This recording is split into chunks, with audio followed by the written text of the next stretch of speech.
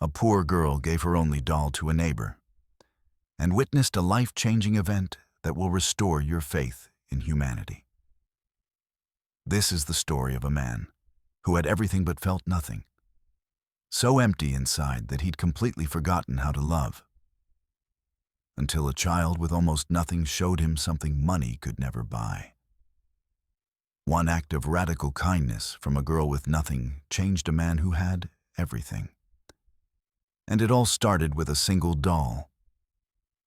Marcus sat in his corner office on the 42nd floor, staring at the sprawling city beneath him like a kingdom he'd conquered but never truly owned. The floor-to-ceiling glass walls reflected his image back at him endlessly. An expensive tailored suit, perfectly styled hair, a face that had long forgotten how to genuinely smile. At 48 years old, he possessed everything that society had promised would make him happy. A sprawling penthouse apartment with breathtaking panoramic views of the entire city, a private collection of luxury cars worth millions, a bank account with more zeros than most people could ever count in a lifetime, and a formidable reputation as one of the most ruthless and feared businessmen in the entire city. People envied him constantly. They studied his every move. They desperately wanted to be him, to have what he had. But Marcus felt absolutely nothing. Not pride, not satisfaction, not even the faintest echo of joy. His phone buzzed incessantly throughout the day. Endless calls from desperate executives, prestigious invitations to exclusive high society events. Countless messages from people who would do anything for his attention or approval.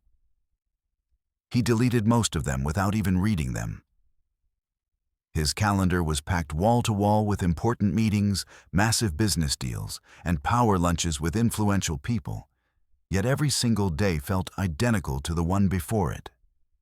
Empty, hollow, meaningless, an endless cycle of monotony. He couldn't remember the last time he'd laughed genuinely, from deep within his soul. He couldn't remember the last time someone had embraced him without wanting something in return. A favor, a business opportunity, a connection. He couldn't remember what it actually felt like to care deeply about another human being, to put someone else's needs before his own. Somewhere along the way, during his relentless and obsessive climb to the very top of the corporate world, Marcus had constructed walls so impossibly high and so thick that nothing could penetrate them. Not love, not compassion, not kindness, not even the smallest flicker of genuine human connection or warmth. And the worst part of it all? He'd convinced himself that this emotional numbness was strength. That feeling nothing was power, that needing no one was ultimate freedom, that isolation was invincibility. But deep down, buried in a place he stubbornly refused to acknowledge or confront, Marcus knew the devastating truth. He was completely, utterly, and profoundly alone, and no amount of money or success could ever change that. On a gray Tuesday morning, Marcus's experienced driver took a wrong turn through the old neighborhood, a forgotten part of the city he'd never even known existed, despite having lived in this metropolis his entire life. Crumbling, decaying buildings lined the narrow streets, their windows shattered like broken dreams and abandoned hopes. Children played barefoot in alleyways filled with garbage, broken bottles, and the remnants of forgotten lives. Faded laundry hung between rusty fire escapes like flags of surrender, fluttering in the cold wind.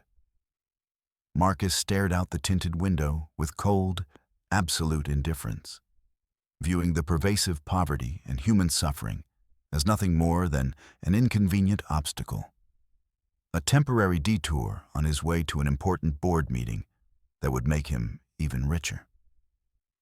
That's when he saw her. A small girl, no more than 7 or 8 years old, sat alone on the cracked and weathered concrete steps of a dilapidated building that looked like it might collapse at any moment. She wore a dress that had been patched so many times, it was more patches than original fabric, each stitch a testament to survival and struggle. Her shoes were held together with worn string and sheer determination. Her hair was tangled and unwashed, matted against her small head. Her skin was dirty from playing in the streets. But despite all of this, despite having absolutely nothing material to her name, she was smiling, genuinely, radiantly smiling. Not just smiling. She was cradling something precious and sacred to her chest, rocking it gently back and forth with infinite tenderness, as if it was the most valuable and irreplaceable thing in the entire world. Her small hands moved with such care and devotion that it seemed impossible she could love anything more. As the car slowed at a red light, Marcus could finally see what she held with such reverence. A worn, faded doll, with one eye missing, and most of its synthetic hair completely gone. The doll was falling apart at the seams, barely held together by fraying threads and fragile hope. It was stained, torn, and broken. The most pathetic, worthless thing Marcus had ever seen in his life. Yet the girl looked at that broken, ruined doll with more genuine love, more authentic tenderness, and more pure devotion than Marcus had ever felt for anything, or anyone, in his entire 48 years of existence. It was breathtaking to witness. She whispered something softly to the doll. Words of comfort, words of reassurance, words of care and protection.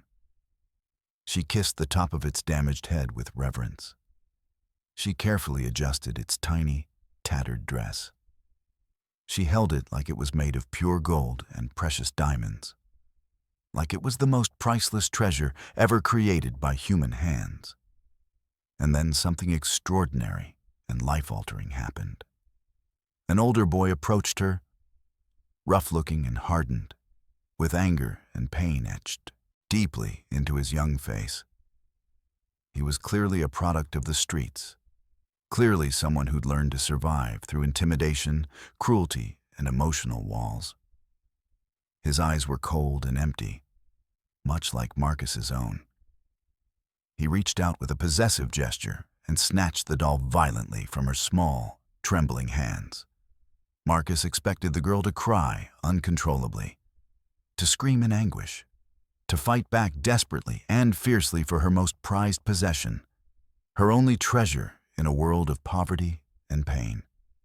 Instead, she did something so extraordinary, so profoundly moving, that it would haunt Marcus for the rest of his life, challenging everything he believed about human nature and survival. She smiled. Not a sad, defeated smile. Not a bitter, resentful smile. A genuine, warm, radiant, beautiful smile that seemed to emanate from her very soul. "For you," she said to the boy, her soft voice carrying a kindness and generosity that seemed absolutely impossible, given her desperate circumstances and complete lack of material possessions. "I want you to have her. She's very special. She's very precious. She'll help you feel less alone. She'll remind you that someone cares about you." The boy stood frozen in complete shock and confusion, unable to comprehend this act of radical, selfless generosity. He looked down at the doll in his calloused hands, then back at the girl's peaceful face. For a moment, just a brief, fleeting moment. His hardened, protective expression cracked like thin ice, and something vulnerable, something human, something beautiful flickered across his face. A glimpse of the child he might have been before the streets hardened him. The traffic light turned green, and Marcus's expensive car moved forward smoothly, pulling him away from the scene. But he couldn't look away. He watched intently in the side mirror as the boy slowly, hesitantly sat down beside the girl on the cold concrete steps. And together, they looked at the broken doll. Two children with absolutely nothing material, finding everything they needed in a single moment of genuine human connection and love. Marcus sat back in his soft leather seat, his perfectly manicured hands trembling slightly for the first time in years. He told his driver to continue to the office, in a voice that sounded strange even to his own ears. But his brilliant mind was elsewhere entirely. His perfectly ordered, carefully controlled world had just been disrupted and shaken to its core by a 7-year-old girl with nothing but a broken doll, a pure heart, and an inexplicable, almost supernatural capacity for unconditional love. For the first time in decades, perhaps for the first time in his entire adult life, Marcus felt something stirred deep within his chest, something he couldn't quite name or understand or rationalize. It was uncomfortable and unfamiliar. It was terrifying and vulnerable. It was, perhaps, the beginning of his profound spiritual and emotional awakening, the moment everything would begin to change. The meeting that morning was supposed to be routine and straightforward. Marcus sat at the head of the polished mahogany conference table, surrounded by a dozen executives dressed in expensive tailored suits, all waiting with barely concealed eagerness for his approval on a massive multi-million-dollar real estate development project. On paper, it was a brilliant and foolproof investment, a guaranteed massive profit margin, minimal financial risk, and absolutely guaranteed returns that would make shareholders ecstatic. There was just one small, inconvenient problem. The project would require demolishing an entire neighborhood, an entire, thriving community. A poor neighborhood, the forgotten neighborhood where he'd seen the girl with a broken doll. The area is economically depressed and deteriorating, his CFO explained methodically, clicking through slide after slide filled with cold statistics, financial projections, and demographic data. The residents have minimal political influence and limited ability to resist. We can acquire the land at a fraction of its true market value. The City Council is already on board and supportive. We break ground in 6 months. Construction will take approximately 18 months. Marcus stared intently at the photographs displayed on the massive projection screen. Vivid images of the crumbling buildings with boarded-up windows, the narrow streets filled with life and struggle, the small family-owned shops where people worked tirelessly to survive. His colleagues waited expectantly for his signature, for his blessing, for the single word that would set this profitable machine in motion and make them all significantly wealthier. He thought of the girl. He thought of her radiant smile. He thought of the way she'd given away her only possession with genuine joy and selflessness. He thought of the broken doll and what it represented, love in its purest form. No, Marcus heard himself say, his voice cutting through the silence like a knife. The room fell completely silent. Every head turned toward him. Every eye focused on his face. Everyone stared at him in shock and confusion. "What do you mean, no?" his CFO asked, his voice trembling slightly. In 15 years of working together, in 15 years of watching Marcus make ruthless business decisions, Marcus had never, not once, rejected a profitable deal. Not ever. "I mean, no. We're not doing this project," Marcus said, his voice steady and clear. But something fundamentally different underneath it. Something unfamiliar. Something that sounded almost like a conscience.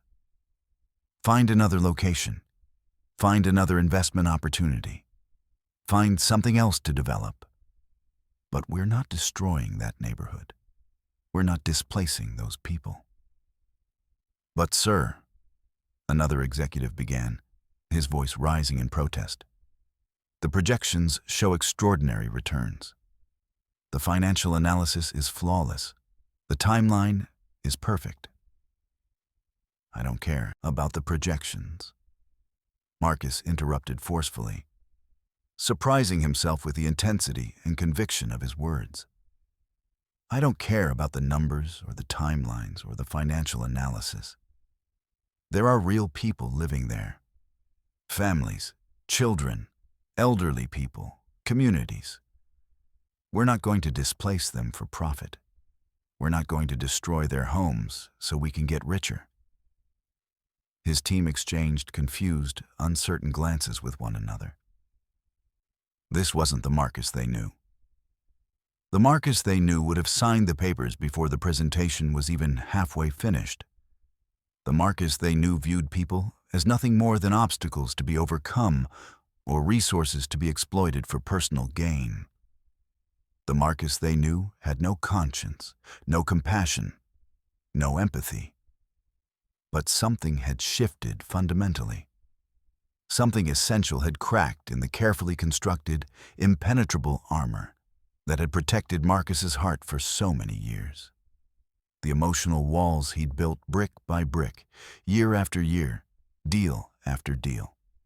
After the meeting concluded in stunned silence, Marcus did something he hadn't done in decades. Something completely out of character. He left the office early. He told his assistant he was taking the rest of the day off. He didn't explain. He didn't justify. He simply left. He got in his expensive car and drove. Not to his penthouse apartment with its panoramic views. Not to an exclusive 5-star restaurant where important people dined. But back to that forgotten neighborhood. Back to the place where his transformation had begun. He parked his luxury vehicle on a side street, trying to make it less conspicuous, and walked. Really walked. Not the hurried, purposeful stride of a man with important places to be and deals to close, but a slow, deliberate, contemplative walk of someone truly seeing a place for the very first time. A walk of genuine discovery and awakening. The neighborhood was even more heartbreaking and complex up close than it had appeared from the car window. He saw a woman working 3 different jobs simultaneously, exhausted beyond measure, coming home to her children with barely enough energy to embrace them.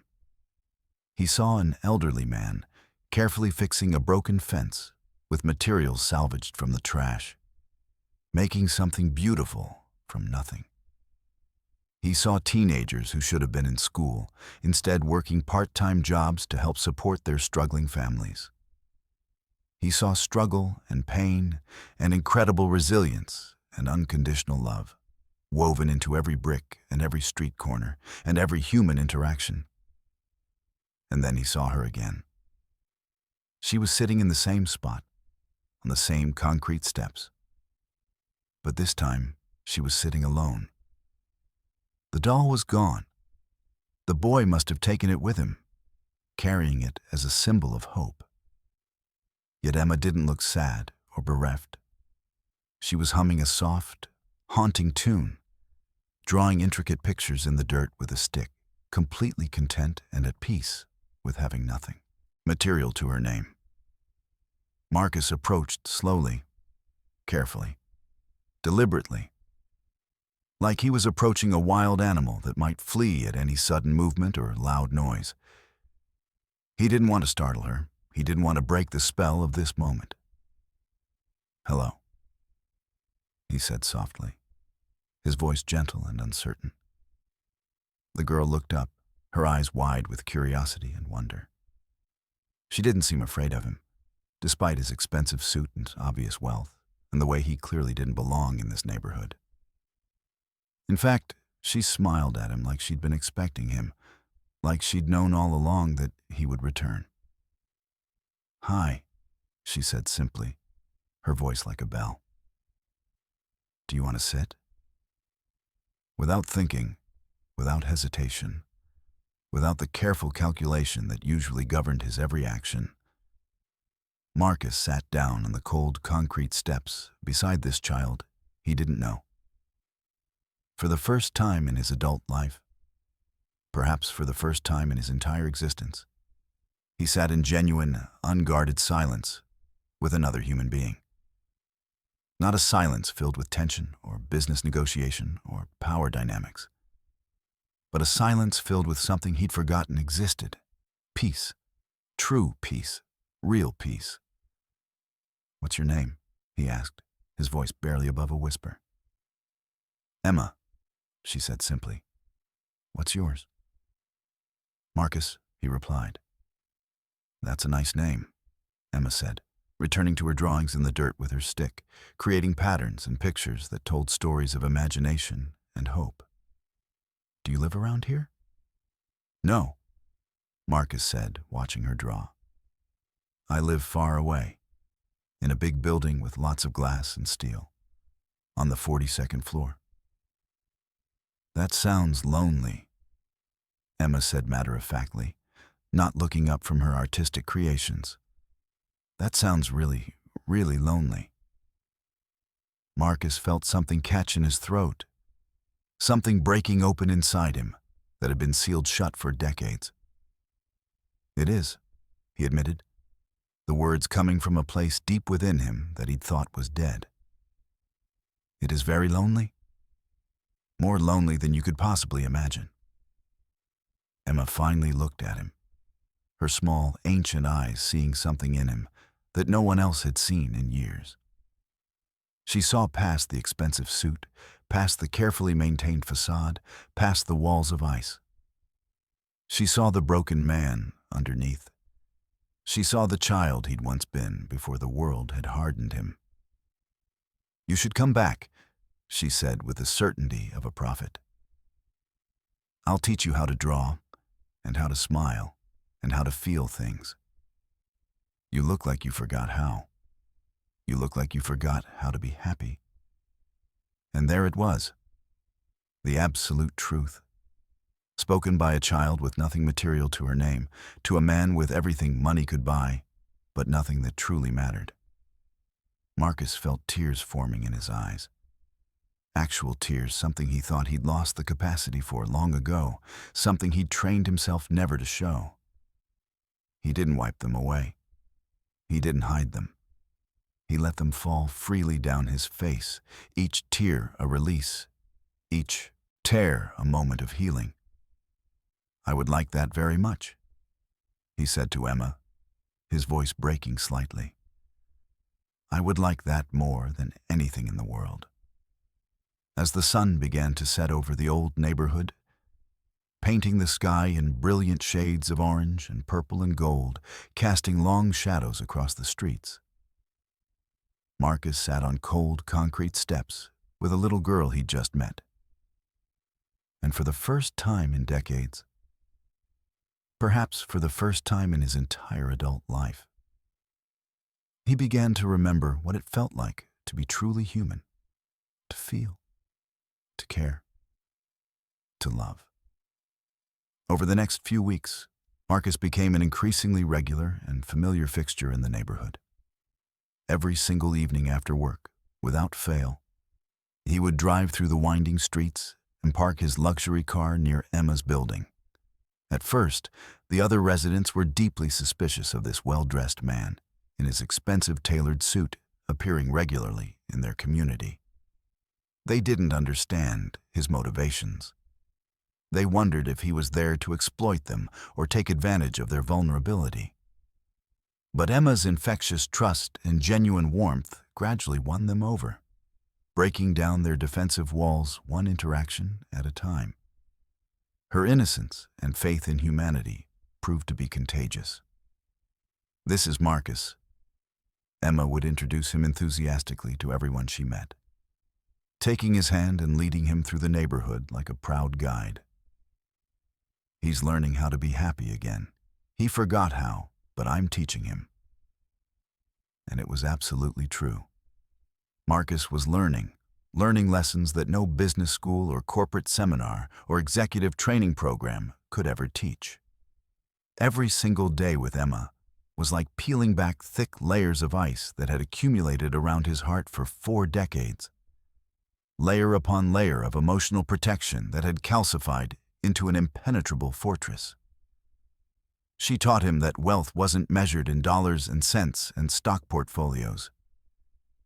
but in moments, precious, fleeting, irreplaceable moments of genuine human connection.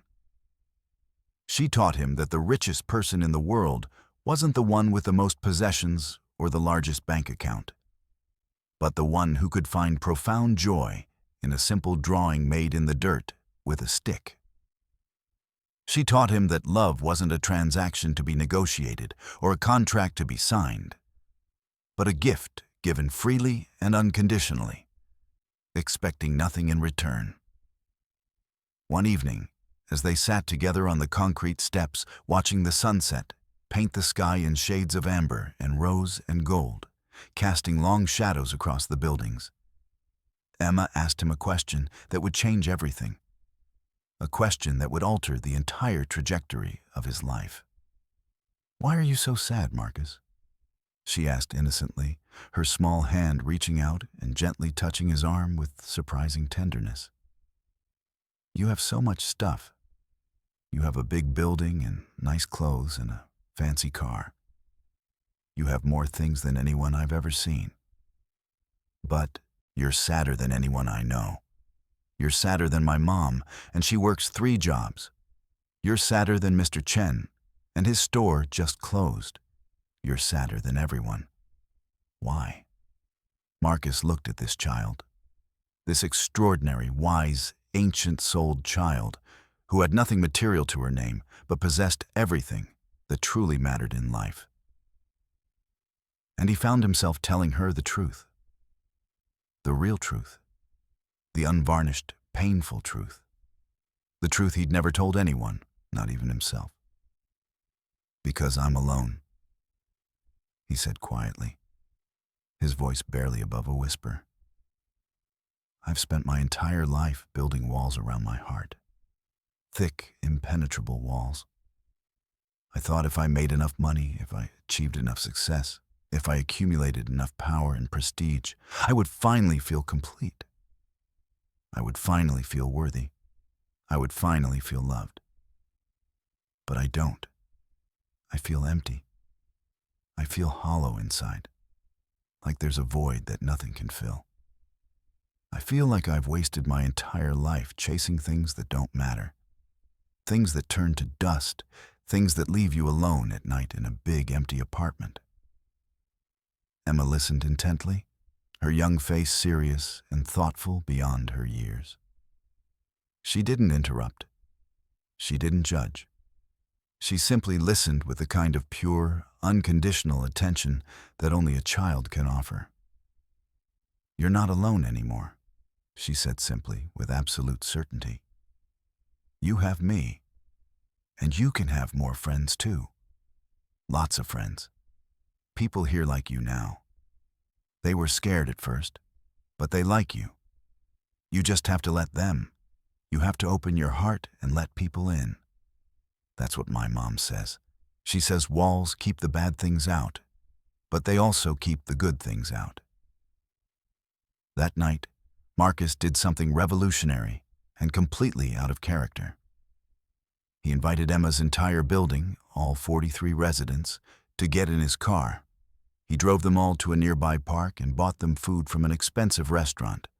Real food, fresh food, delicious food, not the scraps and leftovers and rationed meals they usually survived on. He watched as children laughed and played freely, as mothers embraced their kids with joy and relief. As an entire community that had been forgotten and abandoned by the world experienced a moment of genuine happiness and belonging. And Marcus realized something profound that shook him to his core. He was happier in that moment, surrounded by people with nothing but each other, than he'd ever been in his penthouse apartment, surrounded by expensive art and imported furniture and all the trappings of wealth and success. The next day, Marcus called an emergency meeting with his board of directors. His team expected him to announce a new acquisition or a bold expansion strategy that would make them even richer. Instead, he announced something that shocked them to their absolute core and challenged everything they believed about business and profit. "I'm restructuring the company," he said calmly, his voice steady and resolved. We're going to redirect 20% of our annual profits, millions of dollars, toward community development in underserved neighborhoods. We're going to build schools and community centers. We're going to create comprehensive job training programs.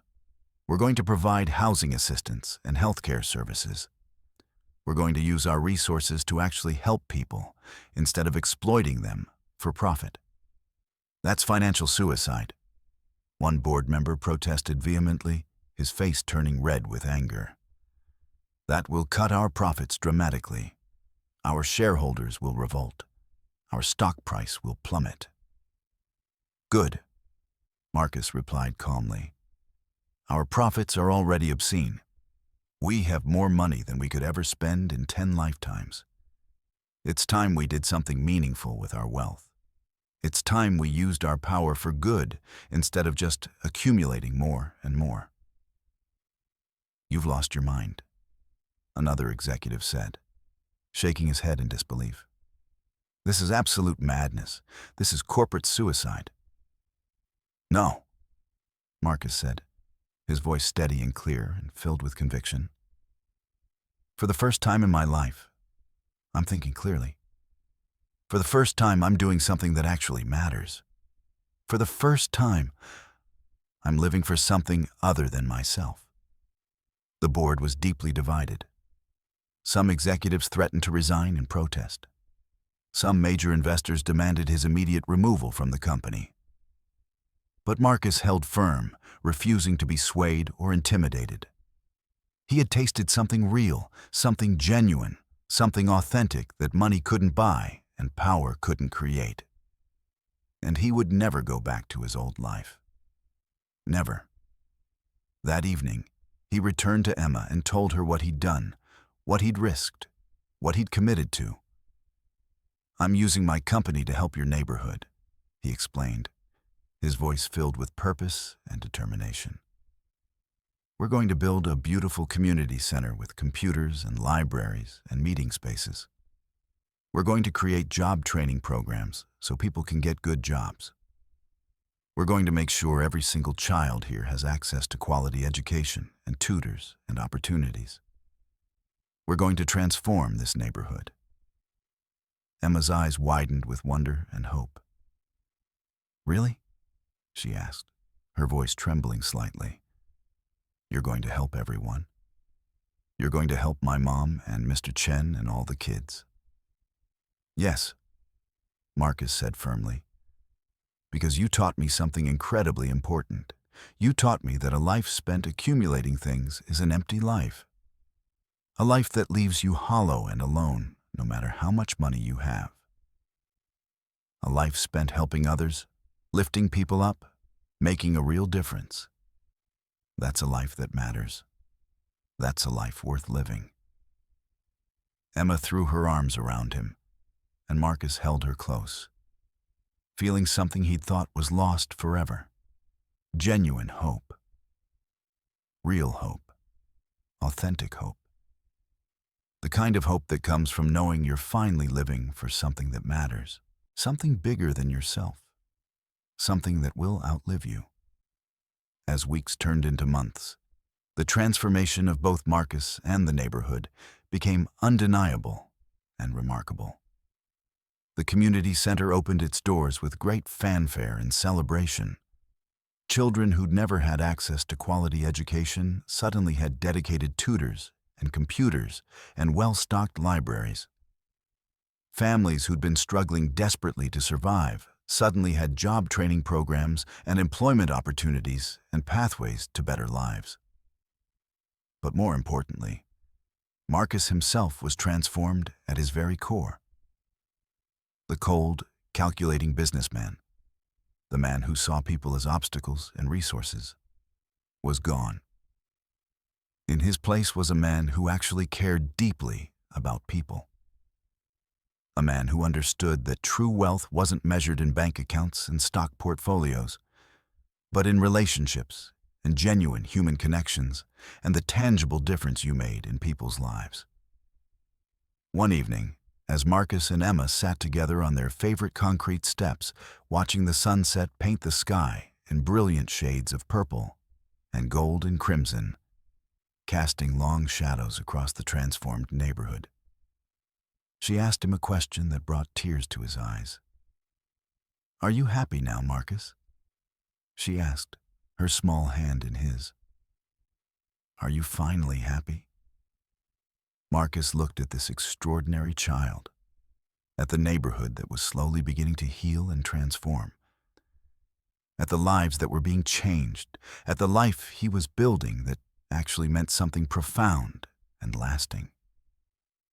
"Yes," he said. And he realized it was absolutely true. For the first time in his entire life, his whole 48 years, he was genuinely, deeply, authentically happy. Happy in a way that no amount of money or success or power could ever create. "Good," Emma said, squeezing his hand with surprising strength. "Because you deserve to be happy. Everyone deserves to be happy. Everyone deserves to feel loved and cared for and important."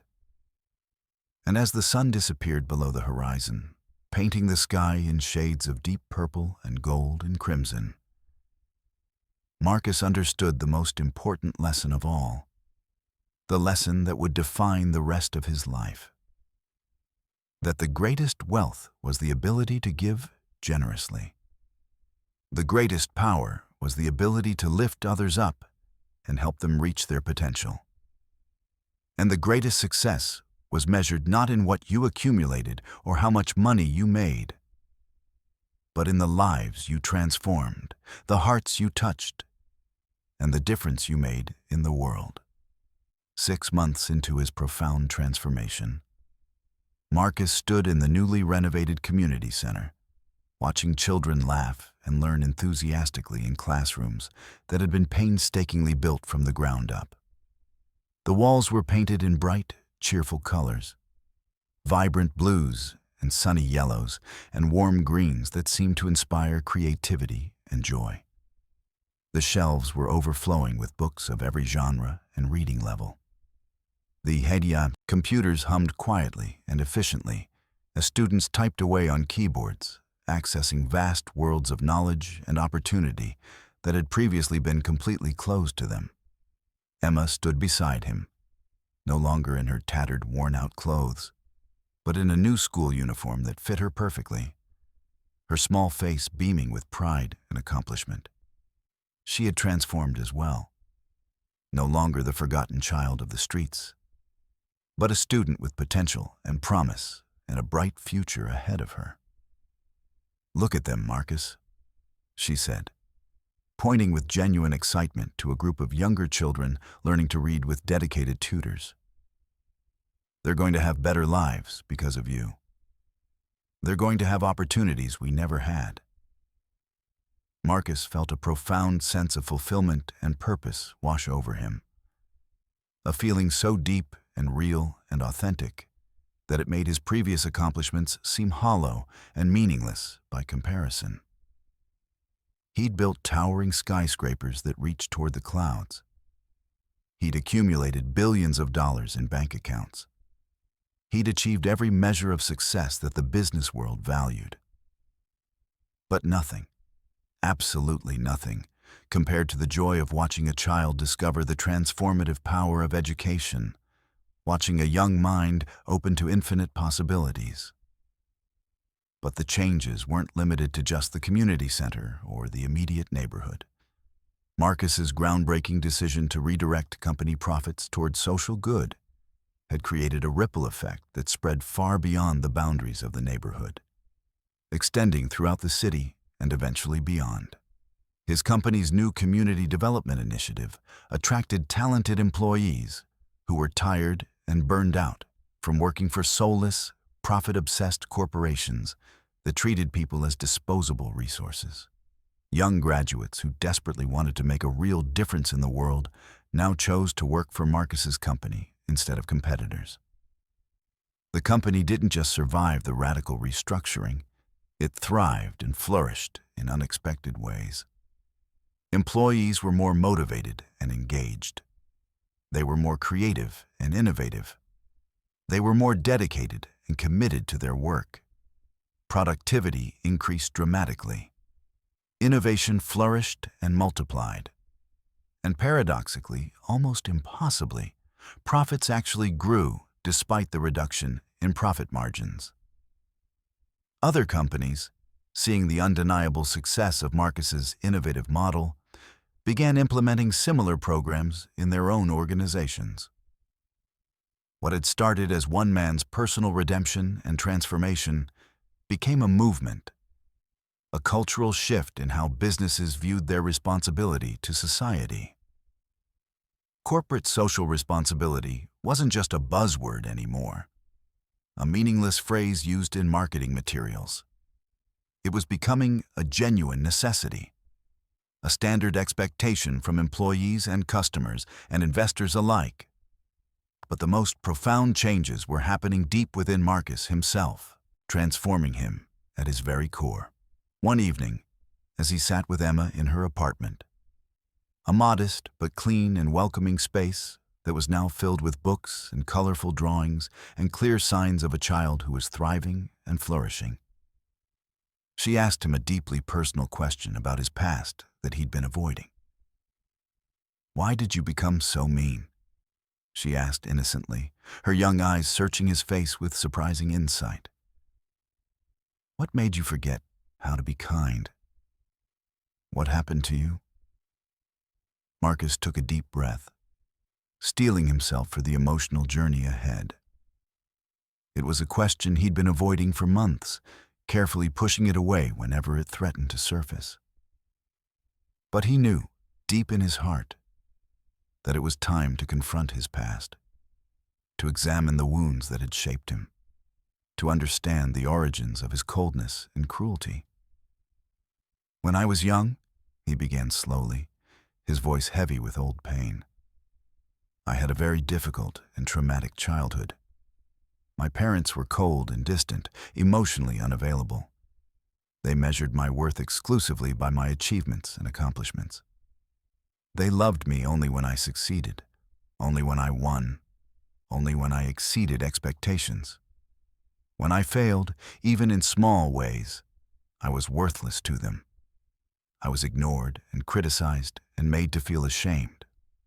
So I learned early, learned it so deeply that it became part of my DNA, that love was something you had to earn through achievement, that people were obstacles to be overcome or resources to be exploited, that the only thing that truly mattered in life was winning, accumulating, dominating." "That's sad," Emma said, her young face serious and thoughtful beyond her years. "That's really, really sad. That's the saddest thing I've ever heard." "Yes," Marcus agreed, his voice breaking slightly. "It was sad. It was incredibly sad and lonely. And I spent my entire adult life trying to prove to them, even after they were long dead, that I was worthy of their love and approval. I thought if I made enough money, if I achieved enough success, if I accumulated enough power and prestige, they would finally be proud of me. They would finally love me. But they were already gone. And I was so busy chasing their approval, so consumed by the need to prove myself, that I never stopped to ask myself if I was actually happy. I never paused to consider whether the life I was building was worth living." Emma climbed into his lap with the ease of a child who felt completely safe and loved, something she'd started doing regularly as their bond had deepened and solidified. "You're happy now," she said with absolute certainty and conviction. "Yes," Marcus said, holding her close, breathing in the scent of her hair, feeling the warmth of her small body against his. "I'm happy now. Because of you. Because you showed me something I'd forgotten. That love isn't something you have to earn through achievement or success. It's something you give freely and unconditionally. It's something you receive when you open your heart to others and let them matter to you." Over the following months, Marcus made another decision that shocked and alarmed his board of directors. He established a comprehensive foundation dedicated to helping children living in poverty. He funded full scholarships for deserving students. He built schools in underserved communities. He created mentorship programs that connected successful professionals with young people from disadvantaged backgrounds. He used his considerable wealth, not to accumulate more possessions, not to build a larger empire, but to transform lives and create genuine opportunities for people who'd been left behind by society. And he did something even more radical and courageous. He began sharing his story publicly. He gave speeches at universities and major conferences about his personal transformation from a heartless businessman to a man with genuine compassion and purpose. He wrote articles and essays about the emptiness and futility of pursuing wealth for its own sake, about the hollow victory of accumulation without meaning. He became an advocate for corporate responsibility and social justice, using his platform and influence to push for systemic change. Some people criticized him harshly. Some called him a hypocrite, a man trying to buy redemption with money he'd made through years of exploitation and ruthlessness. Some suggested his transformation was performative, a publicity stunt designed to rehabilitate his image. And perhaps there was truth in some of that criticism. Marcus didn't defend himself against these accusations. He simply kept working, kept giving, kept trying to make amends for the years he'd spent caring only about himself and his own success. One day, Emma asked him a question that made him pause and reflect deeply. "Do you miss your old life?" she asked thoughtfully. "Do you miss being rich and powerful? Do you regret changing?" Marcus thought about this carefully, considering the question from every angle. "I'm still rich," he said finally. "I still have money and a nice apartment and a successful company. I haven't taken a vow of poverty or given away everything I own. The difference, the crucial, fundamental difference, is that now my wealth serves a purpose beyond myself. It helps people. It creates genuine opportunities. It transforms lives and opens doors that were previously locked. That's what makes it meaningful. That's what gives it value." "So you don't regret it?" Emma pressed. "You don't regret giving up all that money and power?" "No," Marcus said firmly, with absolute conviction. "I regret nothing. I don't have a single moment of doubt or hesitation. Because I didn't give up wealth. I discovered what wealth actually means, what it's truly for. It's not about having the most possessions or the largest bank account. It's about giving the most, about sharing generously, about using what you have to lift others up. It's not about accumulating and hoarding. It's about distributing and sharing. It's not about power over others, about domination and control. It's about lifting others up, about empowering people, about creating pathways for others to succeed."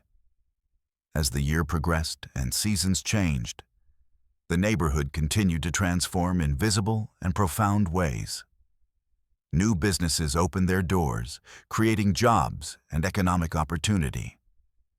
Property values increased, but carefully, with protective regulations in place to ensure that long-time residents wouldn't be priced out of their own community through gentrification. Families that had been struggling desperately for generations suddenly had real opportunities and genuine pathways to better lives. Children who'd never imagined going to college, who'd thought higher education was something for other people, now had clear, achievable pathways to education and meaningful careers. And at the center of it all was Marcus and Emma, an unlikely pair bound together by a connection that transcended age and class and circumstance, that seemed to defy the normal boundaries of human relationships. Marcus had become a devoted father figure to Emma, providing her with guidance and support and unconditional love, while Emma had become his greatest teacher, his moral compass, his constant reminder of what truly mattered in life, what was worth living for. One evening, as they sat together on their favorite concrete steps, watching the sunset paint the sky in shades of orange and purple and gold, casting long shadows across the transformed neighborhood, Marcus reflected on how far he'd come, how much he'd changed, how completely his life had been reoriented. "Thank you," he said to Emma, his voice filled with deep emotion and gratitude. "For what?" Emma asked, confused by his sudden intensity. "For saving my life," Marcus said simply. "For showing me that I was living completely wrong, that my priorities were backwards. For teaching me how to love genuinely and authentically. For being patient with me as I struggled and stumbled and learned to become human again, to reconnect with the parts of myself that had died years ago." Emma smiled, that radiant, infectious smile that had first captured his heart and changed everything. "You're welcome," she said simply. "But you saved yourself, Marcus. I just showed you the way. I just pointed you in the right direction. You had to choose to change.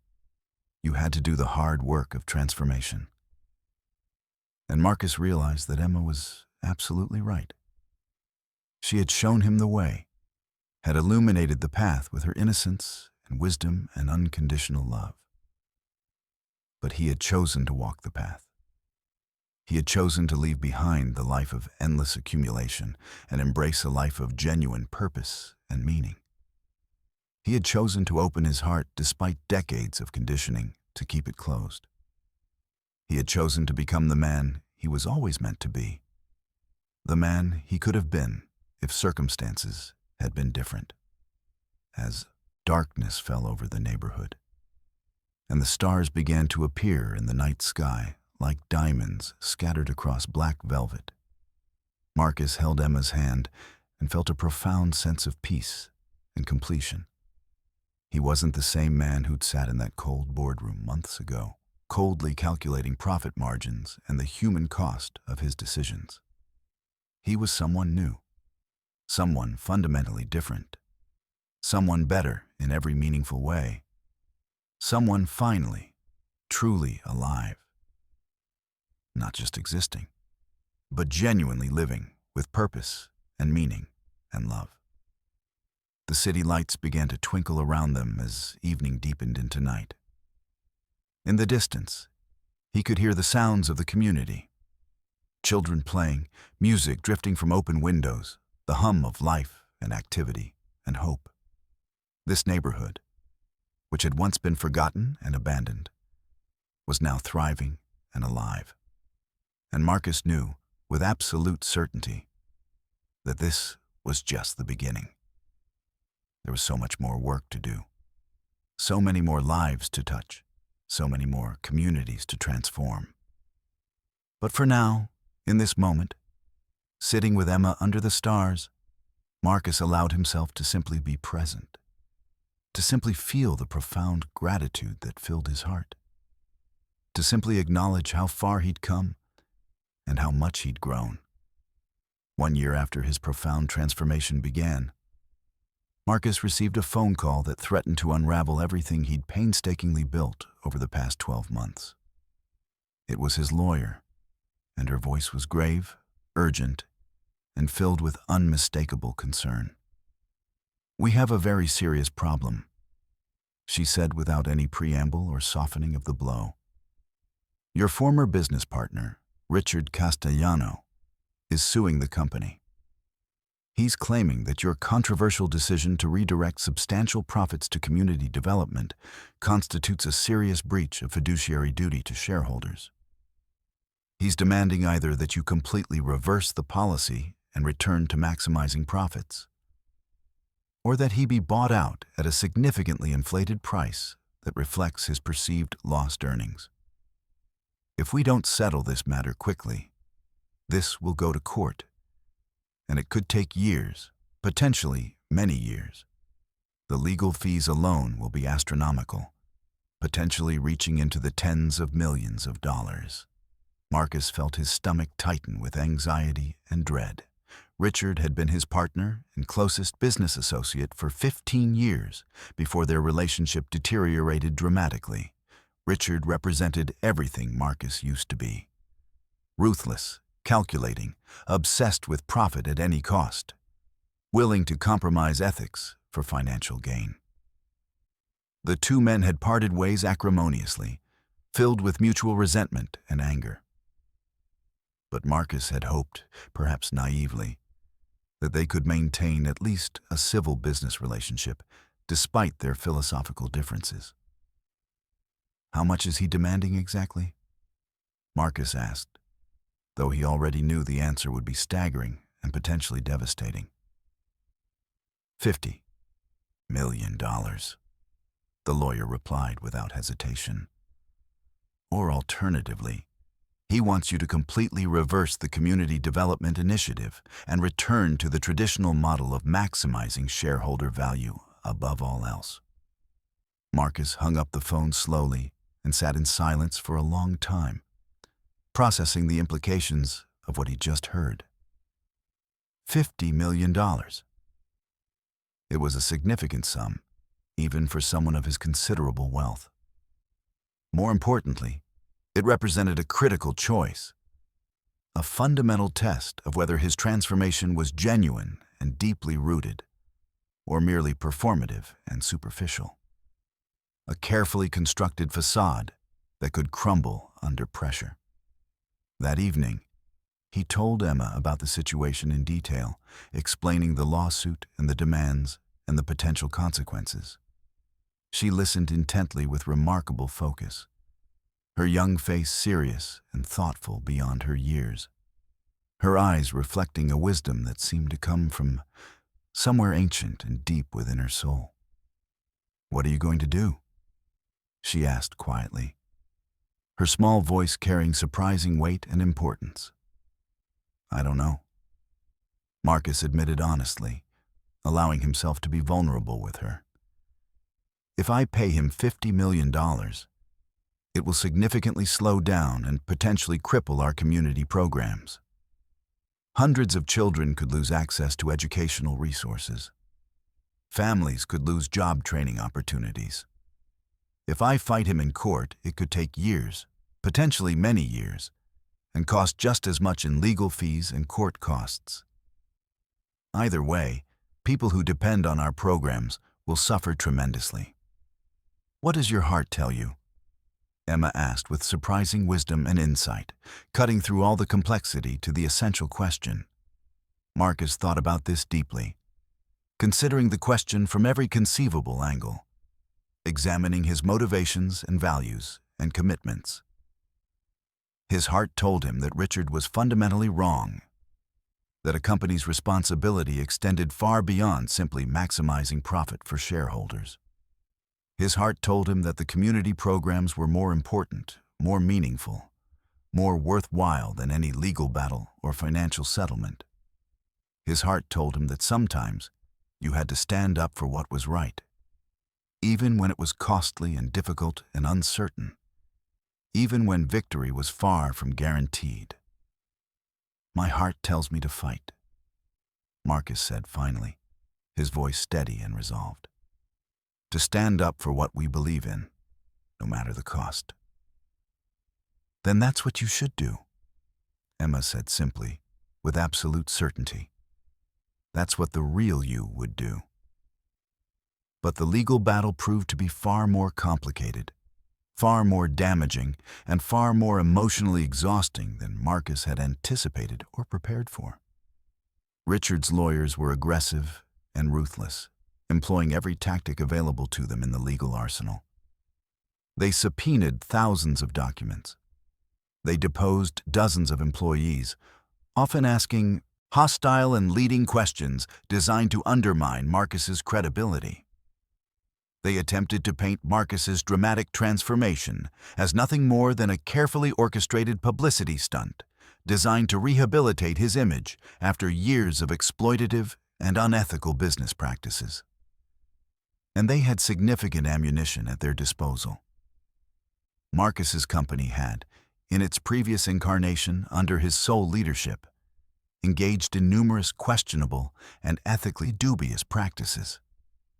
They'd cut corners on workplace safety, putting workers at risk.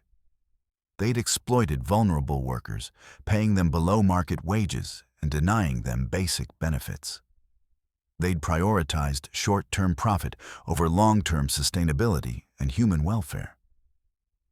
These were uncomfortable facts that Marcus couldn't deny, facts that he'd come to deeply regret and feel profound shame about. The trial became a public spectacle, attracting media attention and public interest. News outlets covered it extensively, often sensationalizing the details. Some articles were sympathetic to Marcus's transformation and his efforts at redemption. Others were deeply skeptical, suggesting that his charitable work was merely an attempt to whitewash and obscure his past sins, that money couldn't erase the harm his company had caused. One journalist wrote a particularly scathing and critical article that was published in a major national newspaper. Can a man truly change? Or is Marcus Sterling simply buying redemption with money earned through years of exploitation and ruthless business practices? His community programs are admirable on the surface, but they don't erase the fundamental harm his company has caused to workers and communities. Is this genuine transformation, or merely sophisticated moral laundering? Marcus read the article multiple times, and each reading reinforced the weight of truth in it. He couldn't erase his past. He couldn't undo the harm he'd caused. He couldn't bring back the workers who'd been injured or the families who'd been devastated by his company's practices. All he could do was move forward, try to do better, try to make meaningful amends for the damage he'd caused. The trial lasted 6 grueling months. During that entire time, Marcus barely slept more than a few hours each night. He was consumed by the legal battle, haunted by the constant attacks on his character and motivations, tormented by the persistent question of whether his transformation was real and genuine or merely an illusion, a carefully constructed performance designed to fool himself and the world. Emma noticed the toll that the trial was taking on him. His face grew gaunt and drawn. His eyes became hollow and haunted. He lost weight, his clothes hanging loosely on his frame. One evening, she found him sitting alone in the community center, staring blankly at nothing, lost in thought and worry. "You're sad again," she said gently, sitting beside him and taking his hand. "I'm scared," Marcus admitted, his voice breaking slightly. "Scared that I'm going to lose this trial and lose everything we've built. Scared that all of this, all of the programs, all of the community development, all of the lives we've touched, will be taken away. Scared that I'm not strong enough to stand up for what's right when the cost is so high. Scared that I'm going to fail you." "You are strong enough," Emma said firmly, her young voice carrying absolute conviction. "You're the strongest person I know. You changed your whole life. You gave up everything that mattered to you, your wealth, your status, your power. You're not going to give up now. You're not going to fail me or anyone else who depends on you." Her words gave him strength and renewed his resolve. He decided, against the strong advice of his legal team, to testify in his own defense, a risky and potentially dangerous move that his lawyers had repeatedly warned him against. But Marcus felt that he needed to tell his story, to explain his transformation in his own words, to own his past mistakes completely while affirming his genuine and deep commitment to change. On the witness stand, Marcus was brutally honest and unflinchingly vulnerable. He admitted to his past ruthlessness and moral compromises. He acknowledged the specific harm his company had caused to workers and communities. He explained his transformation in detail, how meeting Emma had changed his perspective, how he'd come to understand what truly mattered in life, how he'd realized that wealth without purpose was empty and meaningless. He spoke eloquently about Emma and what she'd taught him about compassion, about what truly mattered in life, about the importance of helping others. He didn't try to make excuses. He didn't try to minimize his past actions. He simply told the truth, the whole truth, with humility and genuine remorse. As he spoke, he saw the jury's faces change subtly but noticeably. The jurors, who had initially seemed skeptical and potentially hostile, began to see not a man trying to escape accountability for his actions, but a man genuinely trying to atone for his mistakes and become a better person. When the verdict came down after 3 days of deliberation, the jury ruled decisively in Marcus's favor. They determined that a company's responsibility extended far beyond simply maximizing shareholder value. That corporate social responsibility was not only permissible, but necessary and morally imperative. Richard's lawsuit was dismissed entirely, and he was ordered to pay a substantial portion of Marcus's legal fees. But more importantly than the legal victory, the trial had clarified something fundamental for Marcus. His transformation wasn't about escaping his past or trying to forget it. It was about owning it completely and moving forward despite it, carrying the weight of his past actions while working to create a better future. It wasn't about buying redemption with money. It was about earning it through genuine change and unwavering commitment. The day after the verdict was announced, Marcus stood in the community center with Emma, looking at the children who were learning and growing and thriving because of the programs he'd funded and supported. "We won," Emma said, squeezing his hand with joy and relief. "We did," Marcus agreed, his voice filled with emotion. "But more importantly, we proved something significant. We proved that people can change, that transformation is possible, that redemption is achievable.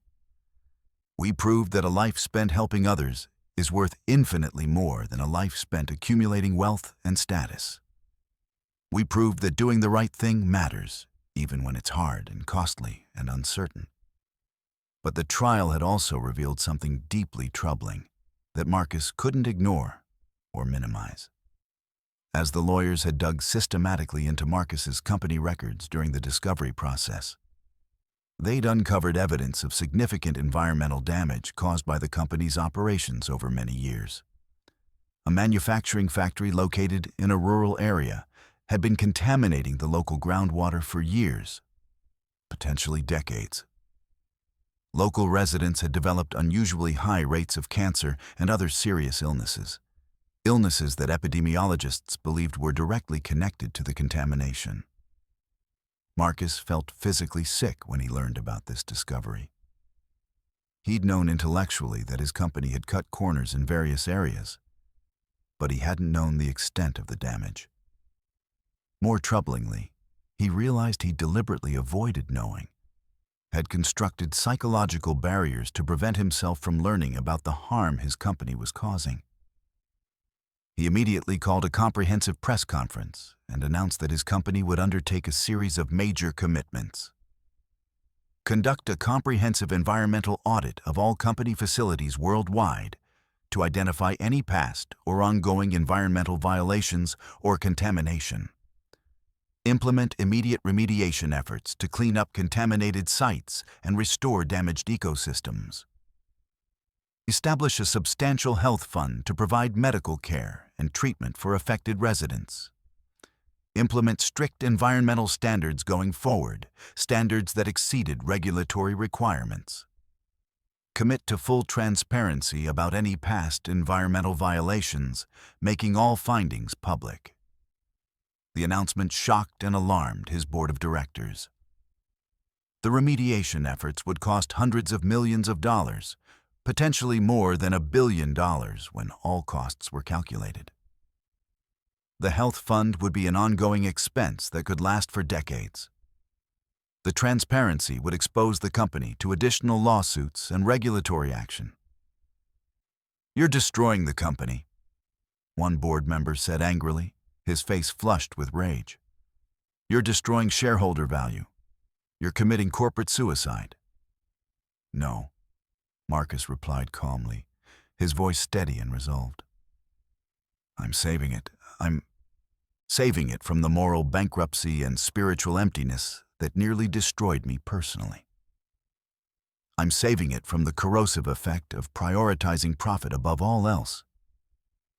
I'm saving it by making it into something that actually matters, something that contributes positively to the world, instead of causing harm." The remediation efforts began immediately and proceeded systematically. Marcus hired the best environmental scientists and engineers available. He worked collaboratively with local residents and government agencies. He didn't try to minimize the damage or shift blame to others. He owned it completely and took full responsibility. And something unexpected and remarkable happened. The community where the contamination had occurred, instead of remaining angry and resentful toward Marcus and his company, began to see his efforts as genuine and meaningful. Local leaders who'd been skeptical and hostile became supportive and collaborative. Residents who'd been angry and distrustful became cautiously optimistic about the possibility of real change. One evening, an elderly woman named Margaret, who'd lost her husband to cancer caused by the contamination, approached Marcus at a community meeting. Her face was lined with grief and age, her eyes reflecting years of pain and loss. "I don't forgive you," she said bluntly, her voice steady and clear. "My husband is still dead. No amount of money can bring him back. No amount of remediation can restore the years we lost together. But I see that you're trying to make amends. I see that you're taking genuine responsibility. I see that you're not making excuses or trying to minimize what happened. That matters. It doesn't erase the past, but it matters." Marcus felt tears stream down his face. Tears of genuine remorse and grief for the harm he'd caused. "I'm so sorry," he said, his voice breaking with emotion. "I'm so sorry for the harm my company caused. I'm so sorry that I didn't know, or, more honestly, didn't want to know, about the damage we were doing to your community and your family. The question now," Margaret said, her voice softening slightly, "is what you do with that knowledge. Do you use it as motivation to become better and do more good? Or do you use it as an excuse to give up and retreat?" "I'm going to become better," Marcus said with absolute conviction and determination. "I'm going to spend the rest of my life making amends for the harm I've caused, working to help communities I've damaged, trying to be a force for good in the world." When Marcus told Emma about the conversation with Margaret, she nodded as if she'd expected nothing less from him, as if she'd known all along that he would choose to do the right thing. "That's who you are now," she said with certainty. "You're someone who takes responsibility for your actions. You're someone who tries to make things right, even when it's difficult and costly. You're someone who cares about people you've never met, people you've hurt without even knowing it. You're someone who's willing to change." "I'm trying to be," Marcus said humbly. "I'm trying very hard every single day." "You're succeeding," Emma said simply. "You're doing better than succeeding. You're becoming the person you were always meant to be." As the year progressed and seasons changed, Marcus's company underwent a complete and fundamental transformation that went far beyond simple policy changes. It wasn't just about redirecting profits to community development anymore. It was about fundamentally reimagining what a company could be, what it could accomplish, what responsibilities it had to society, how it could be a force for genuine good in the world instead of exploitation and harm. Other companies, observing Marcus's example and its positive effects, began to follow his lead and implement similar programs. Some did so out of genuine conviction and moral awakening. Others did so out of fear. Fear that if they didn't, they would face similar lawsuits and public pressure and boycotts. Either way, the effect was the same. The business world was slowly beginning to change, to evolve, to recognize that profit and purpose weren't mutually exclusive. And at the center of it all was still Marcus and Emma. The unlikely pair who'd started this quiet revolution, who'd shown that transformation was possible, that redemption was achievable, that a life of genuine purpose and meaning was not just possible, but necessary. One evening, as they sat together on their favorite concrete steps, watching the sunset paint the sky in brilliant shades of orange and purple and gold, casting long shadows across the transformed neighborhood, Emma asked Marcus a question that made him pause and reflect deeply. "Do you think you're done?" she asked thoughtfully. "Do you think you've made enough amends? Do you think you've done enough good to balance out the harm you caused?" Marcus thought about this carefully, considering the question with all the seriousness it deserved. "No," he said finally, his voice thoughtful and honest. "I don't think you're ever done making amends. I don't think you ever reach a point where you've done enough good to balance out or erase the harm you've caused. Harm done can't be undone, only acknowledged and learned from.